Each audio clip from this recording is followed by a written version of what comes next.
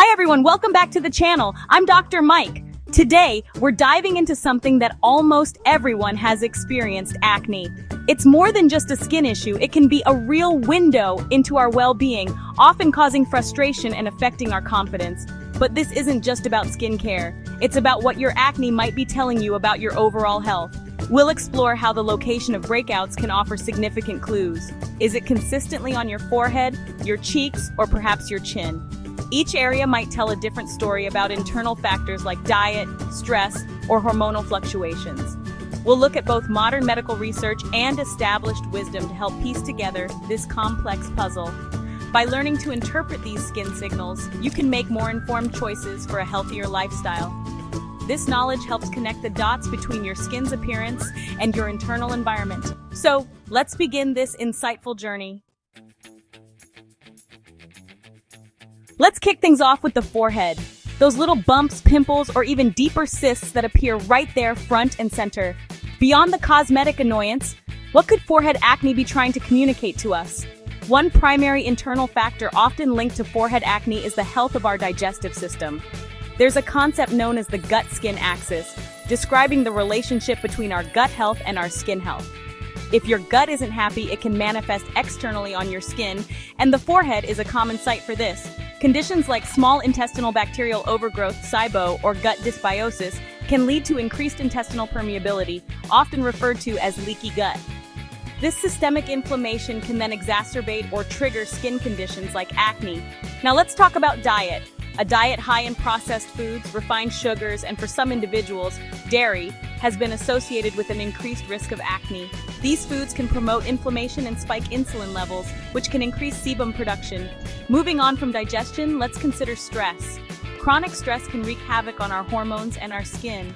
When we're stressed, our body releases cortisol, which can lead to increased oil production from our sebaceous glands. More oil means a higher likelihood of clogged pores, a primary precursor to acne lesions on the forehead. Learning stress management techniques becomes an important part of a holistic acne treatment plan. Now, let's shift to more external factors. Sweat. The forehead is an area where sweat can easily accumulate, especially during exercise or in hot weather. Allowing sweat to sit on the skin can mix with oils, dead skin cells, and bacteria, leading to clogged pores. This brings us to another common culprit: anything that physically covers or rubs against the forehead. Think about hats, headbands, or helmets. These items can trap sweat and oil against the skin, creating an environment where bacteria can thrive. If you wear these items regularly, ensuring they are clean and allowing your skin to breathe can make a big difference. Consider a multi-pronged approach. Look at your diet, manage your stress levels, and maintain basic hygiene. Small, consistent changes can lead to significant improvements in your skin's clarity and overall health. Next up, let's talk about the cheeks. Acne on the cheeks can be particularly frustrating because it's such a prominent area of the face. When breakouts appear here, they can range from small red bumps to deeper, more inflamed pimples. One internal system sometimes linked to cheek acne is respiratory health. The connection between cheek acne and respiratory stress isn't extensively researched in Western medicine, but appears in traditional Chinese medicine. Issues like chronic allergies, sinus congestion, or exposure to airborne pollutants might manifest as inflammation on the cheeks. If you're a smoker or frequently exposed to secondhand smoke, this could also be a contributing factor. Think about the air you breathe daily. High pollution levels can induce oxidative stress and inflammation in the skin. Beyond these internal links, there are direct external factors for cheek acne. One of the biggest culprits: your mobile phone. Our phone screens accumulate bacteria, oils, and makeup residue throughout the day. Each time you take a call, you're transferring all of that grime directly onto your skin. Another major external factor is your pillowcase. Over time, pillowcases collect sweat, oils, dead skin cells, and residues from hair products. If you're not changing your pillowcase frequently enough, you're re-exposing your skin to this buildup. Consider also the products you're using on your face or that might inadvertently come into contact with your cheeks. Are your makeup brushes clean? Is your blush or bronzer comedogenic? The skin on our cheeks can also be quite sensitive. If you've recently introduced a new product and noticed breakouts on your cheeks, it could be a sign of irritation or an allergic reaction. Let's also touch upon the habit of touching your face. Our hands come into contact with countless surfaces and accumulate bacteria and dirt. Transferring this to your face can introduce new irritants and bacteria, leading to clogged pores. For those who experience redness or rosacea alongside cheek acne, it's important to note that these conditions can sometimes overlap. So, when tackling cheek acne, think both inside and out. Consider your environment, pay close attention to hygiene, and be mindful of products that touch your cheeks. Now let's move down to the chin and jawline area. For many adults, especially women, this is a very common and often stubborn area for acne breakouts. If you find yourself consistently battling pimples, cysts, or deep, tender nodules along your jawline or on your chin, there's a strong likelihood that hormones are playing a significant role. This type of acne is often referred to as hormonal acne. The primary hormonal culprits behind chin and jawline acne are androgens. Androgens can stimulate the sebaceous glands in the skin to produce more oil or sebum. An overproduction of sebum can lead to clogged pores, creating the perfect environment for bacteria to thrive and inflammation to occur. For many women, these hormonal fluctuations and subsequent breakouts are cyclical, often flaring up in the week or so leading up to their menstrual period. Beyond the regular menstrual cycle, conditions like polycystic ovary syndrome, PCOS, are strongly associated with hormonal acne. PCOS is an endocrine disorder characterized by an excess of androgens, irregular periods, and often cysts on the ovaries.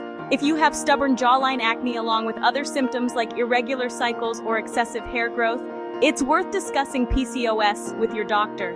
Thyroid imbalances can also sometimes contribute to skin issues, including acne. The thyroid gland regulates metabolism and influences many bodily functions, including skin health. Stress can also exacerbate hormonal acne. Elevated cortisol can influence androgen production and also directly stimulate sebaceous glands. Diet can also play a modulatory role in hormonal acne. Some research suggests that high glycemic diets and excessive dairy consumption might influence hormone levels like IGF-1 and insulin. When it comes to managing chin and jawline acne, the approach often needs to be tailored to the hormonal drivers. Topical treatments like retinoids, benzoyl peroxide, or salicylic acid can help manage oil production and exfoliate dead skin cells. For more persistent or severe cases, systemic treatments might be considered. These can include oral contraceptives or anti-androgen medications like spironolactone. It's also crucial to be patient with hormonal acne. Consistency with your skincare routine and any prescribed treatments is key. All right, let's focus on the nose. Acne on the nose, whether it's blackheads, whiteheads, or inflamed pimples, can be quite noticeable and sometimes painful. The skin on our nose is particularly rich in sebaceous glands, which are responsible for producing sebum. This high concentration of oil glands makes the nose a prime location for pores to become clogged and for acne to develop. The primary driver for most nose acne is this overactivity or abundance of sebaceous glands.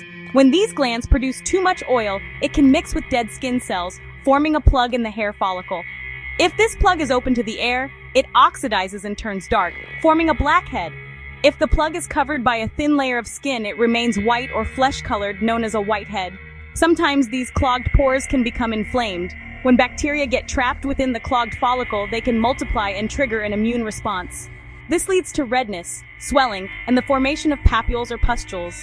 Diet can also play a role in the oiliness of your skin and consequently acne on the nose. Diets high in refined carbohydrates and sugary foods can influence sebum production. High glycemic foods cause a rapid spike in blood sugar and insulin levels, stimulating sebaceous glands to produce more oil. There's also some discussion around high fat consumption and its link to oilier skin. While healthy fats are essential for skin health, an excessive intake of unhealthy fats could potentially exacerbate sebum production. In more holistic models of health, the nose is sometimes associated with the heart and circulatory system. Persistent redness and bumps on the nose could also be a sign of rosacea. Managing nose acne typically involves strategies to control oil production, keep pores clear, and reduce inflammation. Gentle but effective cleansing is key. Using products containing salicylic acid can be particularly helpful for nose acne. Avoid squeezing or picking at pimples or blackheads on your nose. Finally, let's talk about acne that appears beyond the face, specifically on the back and shoulders, often referred to as Bacne or truncal acne. This is a very common issue affecting many teenagers and adults. The skin on our back and shoulders is thicker and has larger, more numerous sebaceous glands compared to facial skin. One of the most common culprits for back and shoulder acne is sweat, especially when combined with friction from clothing. When you exercise or sweat heavily, that moisture, along with oils and dead skin cells, can get trapped against your skin by tight-fitting clothes. This creates an ideal breeding ground for bacteria and can lead to clogged pores and inflamed breakouts. The type of clothing you wear can make a big difference. Synthetic fabrics can trap heat and moisture against the skin more than breathable fabrics like cotton. Showering as soon as possible after sweating and wearing clean, loose-fitting clothes can be very helpful. Hormonal imbalances can also play a significant role in back and shoulder acne. Androgens stimulate oil production, impacting sebaceous glands all over the body. Genetics also play a part. Beyond sweat and hormones, certain products can contribute to Bacne. Heavy, occlusive body lotions or oily massage oils can clog pores on your back and shoulders. There's also a growing understanding of the connection between gut health and body acne. The type of acne on the back and shoulders can often be more severe and inflammatory. Treating back and shoulder acne often requires a multifaceted approach. Over-the-counter body washes containing benzoyl peroxide or salicylic acid can be very effective. For more persistent or severe Bacne, a dermatologist might prescribe stronger topical treatments or even oral medications. Lifestyle adjustments are also crucial. Shower immediately after exercise or heavy sweating. Managing Bacne often requires patience and consistency. So, as we've explored today, acne is often much more than just a surface-level issue. It can be a complex interplay of genetics, hormones, diet, stress, and even the products we use or the environment we're in. So next time you see a breakout, don't just reach for a spot treatment. Listen to what your skin is trying to tell you. It might be a signal from within, a clue that encourages you to look a little deeper at your overall health and habits. Understanding these potential connections is the first step towards not only clearer skin, but also a more holistic approach to your well-being. If you're struggling with persistent or severe acne, please consult with a dermatologist or your healthcare provider. If you found this video helpful, hit that like button, subscribe for more health-backed insights, and share this with someone who might need it. Drop a comment below with your biggest acne struggle. I read everyone.